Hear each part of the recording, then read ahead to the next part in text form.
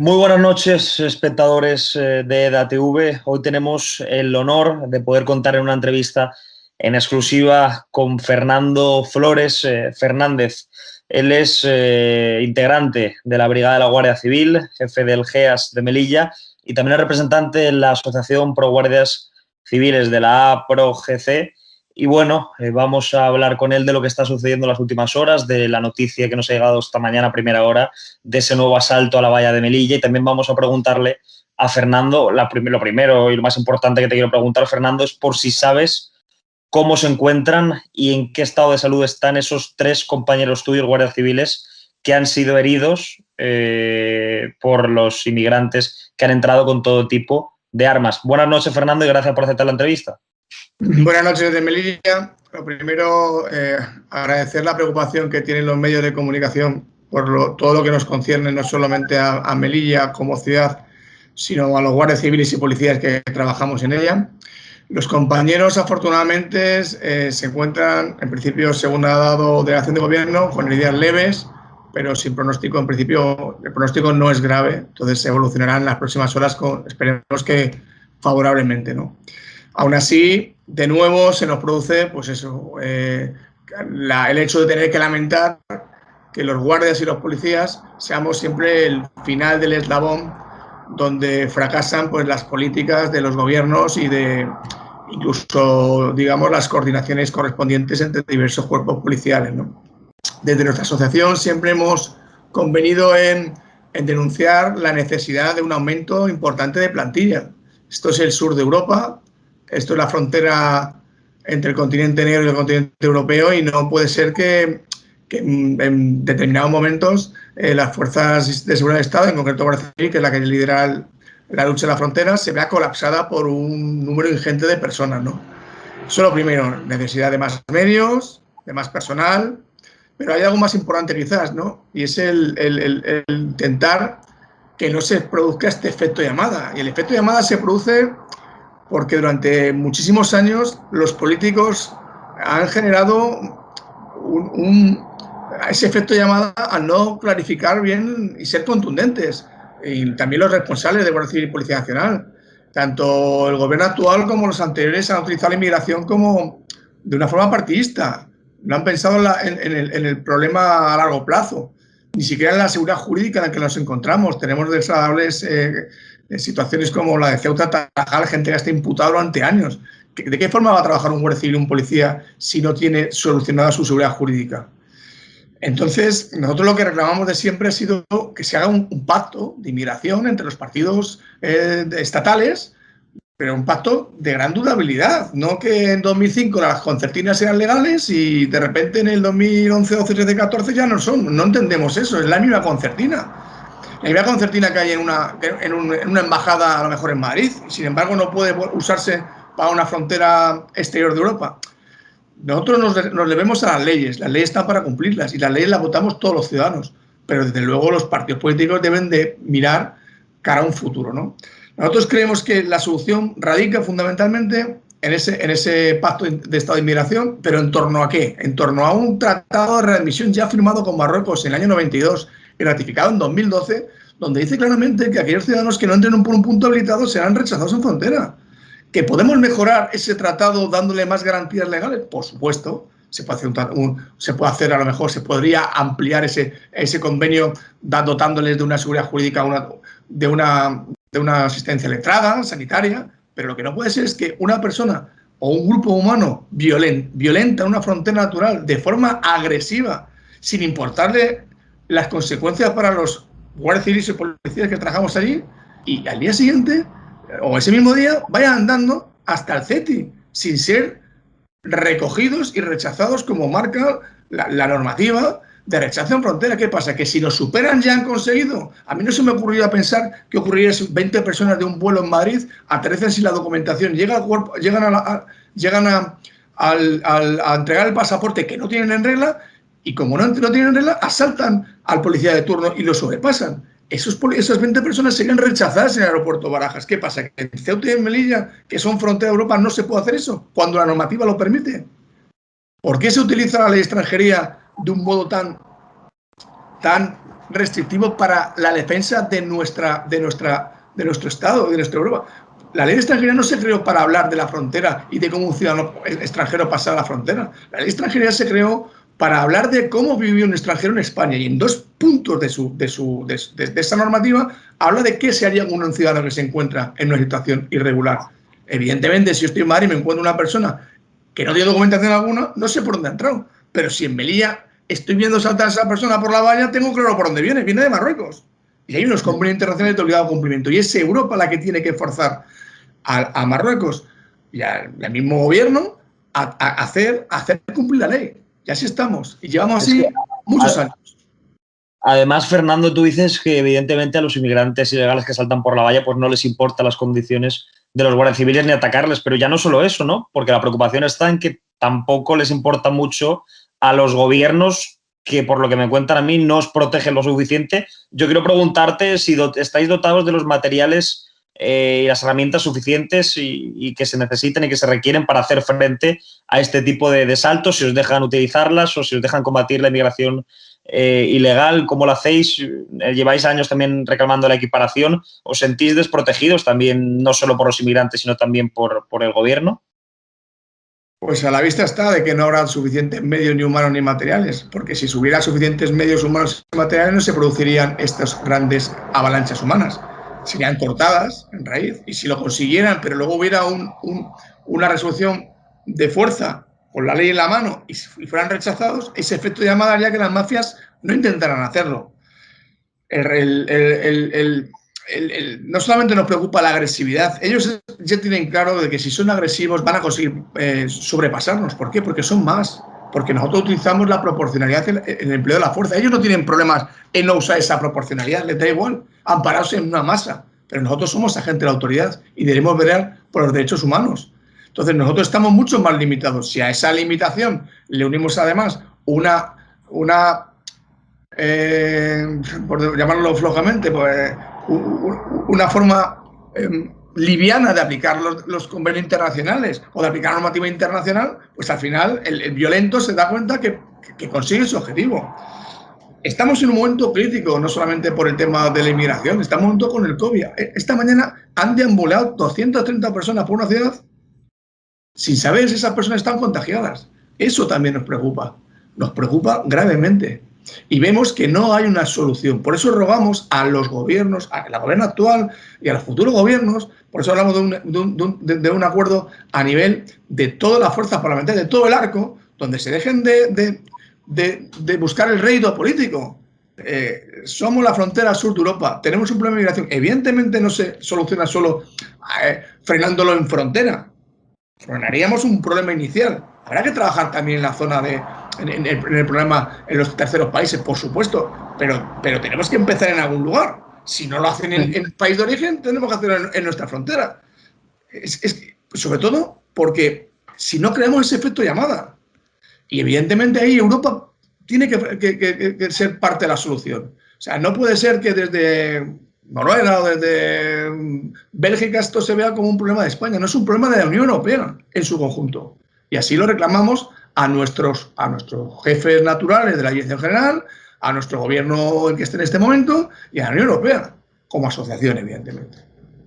Quería preguntarte también, antes de hablar del efecto llamada, porque fíjate que me han llegado las imágenes de cómo estaban los chalecos de tus compañeros que han sido agredidos. No sé si se puede apreciar, pero la verdad es que bastante impactante. Yo quiero preguntarte, porque aquí lo que se ve es un garfio enorme, que chalecos rajados, les han atacado con garfios. La gente, sobre todo, muchas personas y algunos periodistas también de izquierdas han dicho bueno, que esta gente que se saltaba la valla, que venían desnutridos y que venían sin ningún tipo de armamento y tal. Ya vemos con las imágenes cómo no es así y como que tienen material para atacar a vuestros compañeros, a ti también. En fin, no sé si es la primera vez que os ocurre esto o normalmente veis que los inmigrantes pues llevan todo tipo de objetos y en este caso garfios o en fin, cosas afiladas y peligrosas que pueden haceros daño. Desgraciadamente, la inmigración violenta viene aparejada a la utilización de determinados medios. Nunca, hasta la fecha, yo llevo aquí 10 años, un poquito más, jamás he visto un arma, pero sí he visto utensilios cortantes, punzantes o contundentes que producen los mismos tipos de lesiones. una musulmana enfurecida, me da igual que tenga un cuchillo arreglado de cocina que un trozo de metal afilado, si al final lo que hace es cortarme, ¿no? Y sobre todo cuando el número y la impunidad de la masa hace que puedan surgir las peores sensaciones humanas, ¿no? O reacciones humanas, ¿no? Yo sé que esa gente está desesperada, pero ni con muchos son las personas desnutridas. Esa gente es la más fuerte porque desgraciadamente les ha costado llegar a donde están, ¿no? La inmensa mayoría pues estarían por encima de la media de cualquier agente de autoridad normal y corriente, porque son gente muy fuerte físicamente. Ha habido épocas en que también había inclusive gente que escapaba de guerras, que eran paramilitares o militares de otros, pero bueno, eso a mí no me toca a mí a jugar. Lo que sí sé es que lo que utilizan puede ser muy lesivo contra las fuerzas y cuerpos del Estado. Y entonces, eso hay que denunciarlo. No han entrado pidiendo por favor entrar, han vulnerado una frontera natural de Europa por un punto no habilitado. Yo no sé cómo decirlo más claro. Una persona que intenta entrar en la embajada de X no por la puerta, no se la va a recibir con vasos de agua y fruta. Se la intentará parar con contundencia y luego se le aplicarán las leyes suficientes para rechazarlo. Pues eso es lo que hay que hacer. Y evidentemente con todos los derechos humanos, evidentemente con todas las garantías judiciales, evidentemente con la asistencia letrada médica, pero no podemos permitir que si nos ganan por la fuerza al final se queden, porque entonces lo que estamos favoreciendo es que sean más violentos, más contundentes. En los últimos meses, en las últimas semanas, estamos viendo cómo se ha incrementado el número de personas, ¿no? El número de asaltos a la valla de Melilla, a frontera de Ceuta también, pero principalmente vemos como estos saltos ya son bastante habituales y que la entrada de estos ilegales no cesa. Yo te quiero preguntar si vosotros pensáis que algo de esto o tiene que ver, ¿no?, con las políticas que está fomentando ciertos sectores del gobierno, del efecto llamada, y luego también con los pactos, por ejemplo, el presidente de Andalucía, ¿no?, que decía que hay que fomentar la inclusión y la convivencia con los ilegales. Estas políticas de acogimiento y también esta colaboración con las ONGs, ¿crees que ese ha sido un factor para que aumente el número de inmigrantes ilegales que creen que creen que pueden saltar la valla y que acometan este tipo de entradas en nuestro país? Desde la asociación no me puedo posicionar políticamente. Desde luego todo influye en la vida, ¿no? En la inmigración la podemos comparar como un globo, ¿no? Es un globo donde si tú lo aprietas por un lado, se desplaza hacia otro lado, ¿no? Dependiendo de qué políticas utilice la Unión Europea o el gobierno de España, y si vamos por ahí abajo, autonomías. Yo no te quiero llevar a un terreno político, Fernando. Yo simplemente me refiero a que si esta situación se debe al efecto llamada. Claro, por supuesto. Nosotros creemos que la falta de esa contundencia de los gobiernos que corresponde, del gobierno que corresponda, la falta de clarificación en lo que hemos hablado antes, en una posición común de todas las fuerzas, hacen que se produzca el efecto llamada. Yo me planteo, ¿por qué no llega ninguna patera a Gibraltar? De 14 kilómetros. Pues a lo mejor porque el Reino Unido en ese sentido es mucho más contundente.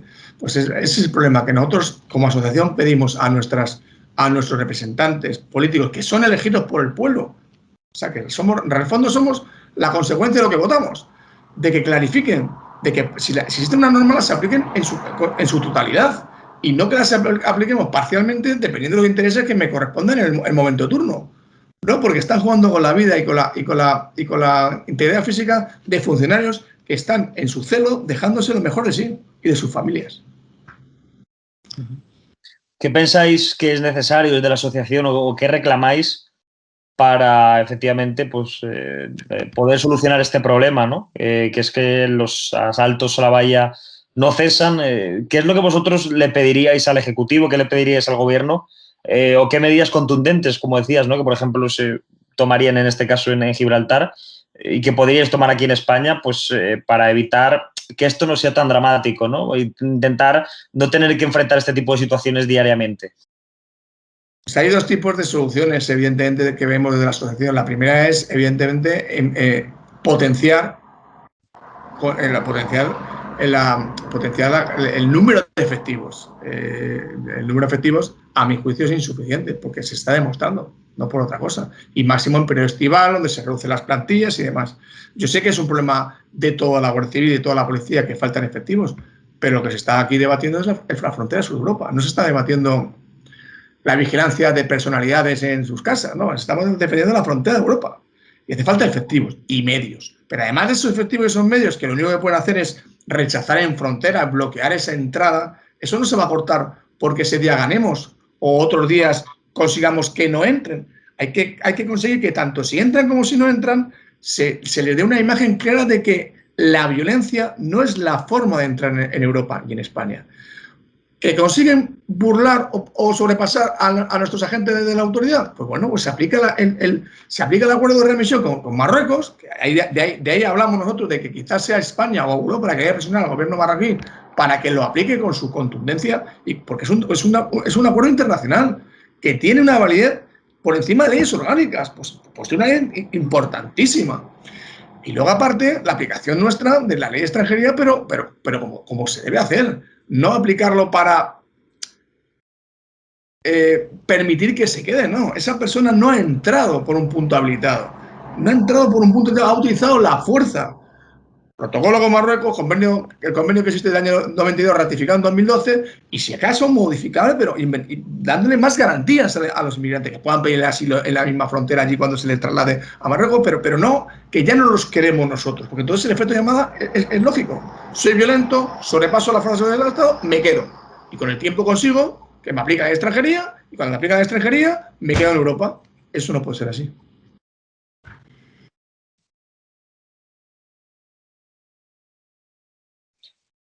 Se corta mucho la conexión, ¿me escuchas? Yo te he escuchado perfectamente. Vale. Parece que ha vuelto, se está acordando. No, simplemente para ir acabando, Fernando. Jucil, por ejemplo, hoy reclamaba que efectivamente se sentían desamparados por el ministro y la directora.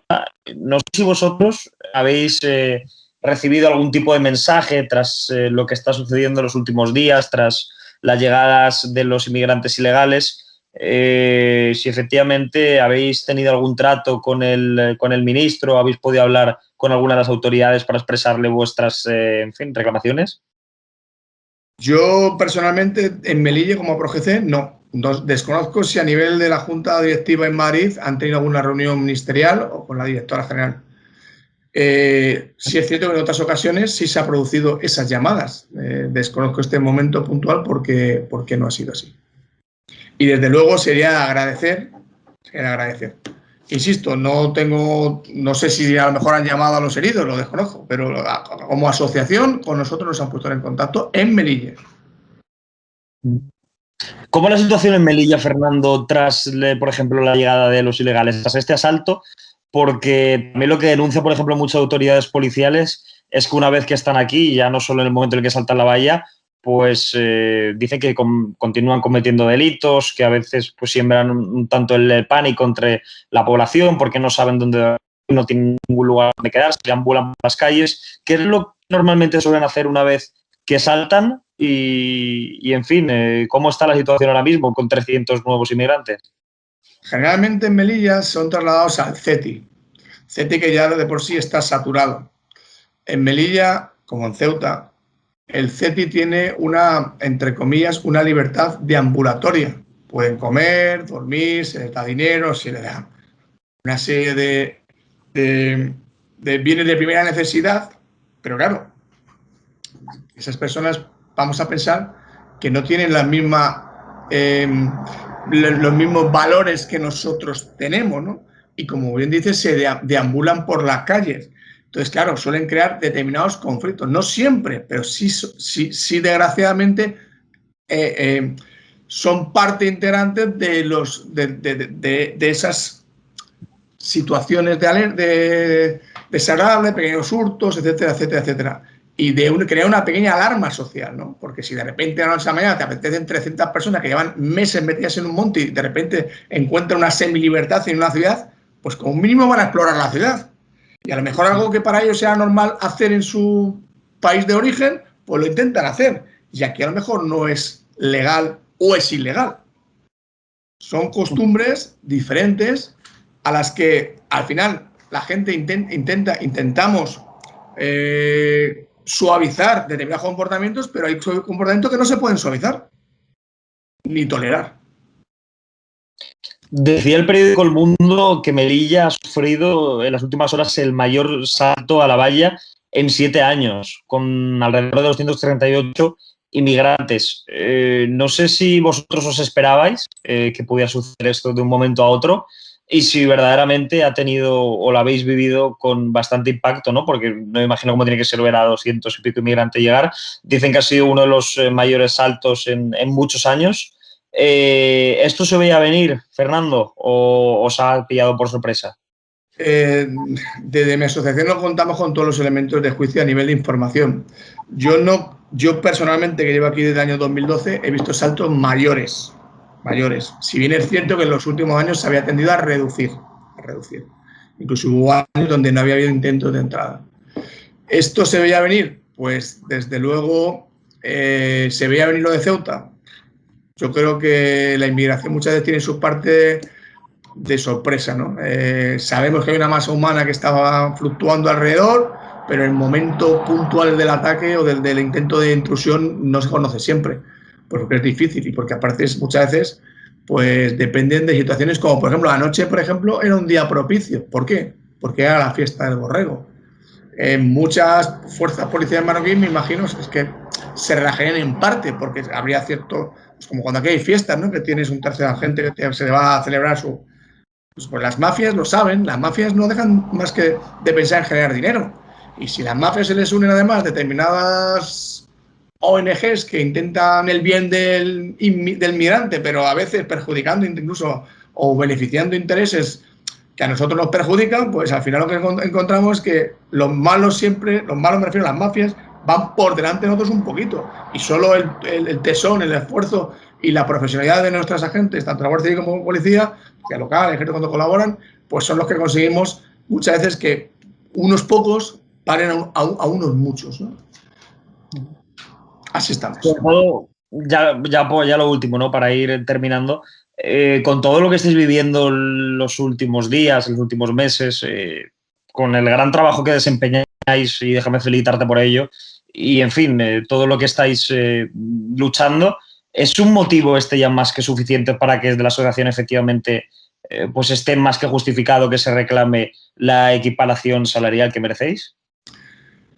Pues no solamente por el trabajo que realizamos ya en Asociación de Melilla o en otros lugares donde la inmigración campa por sus anchas, es que es de justicia que todos los cuerpos y cuerpos de seguridad cobremos lo mismo. No entendemos esa situación.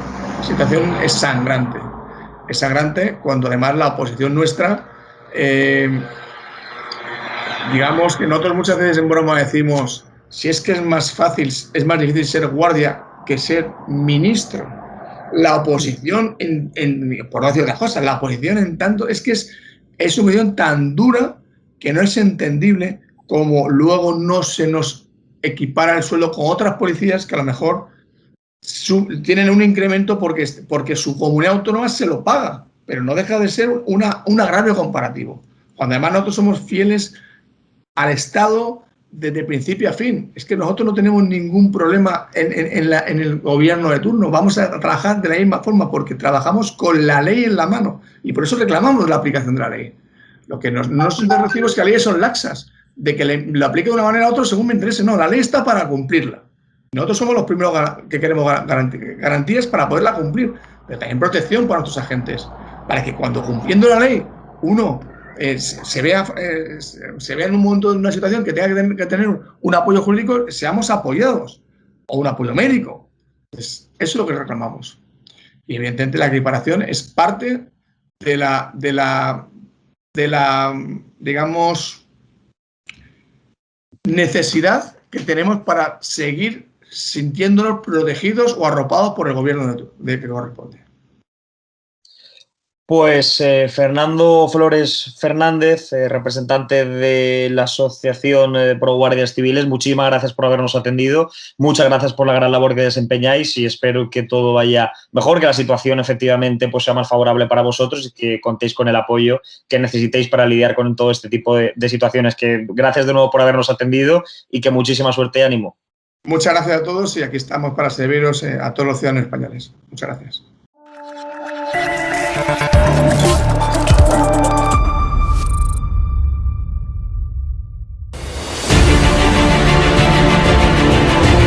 Le he preguntado, usted está siendo investigada por presunta administración desleal. Después es una vergüenza que la extrema derecha media... ¿Quién es la extrema derecha? Los que contratan...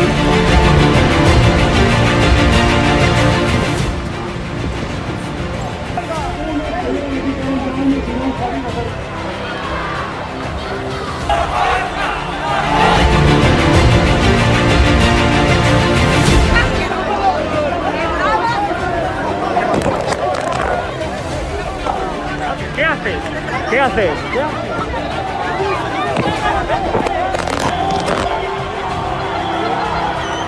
Bueno, pues nos han roto el móvil. Nos acaban de romper el móvil por detrás.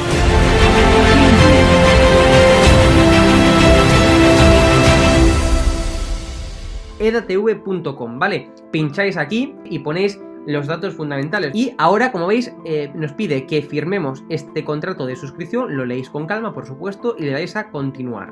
Y ahora nos pide que introduzcamos pues una contraseña, y le doy a continuar. Y ahora me pide que confirmemos el correo electrónico. Habréis confirmado vuestro correo electrónico y os pide, ¿vale?, que elijáis una membresía.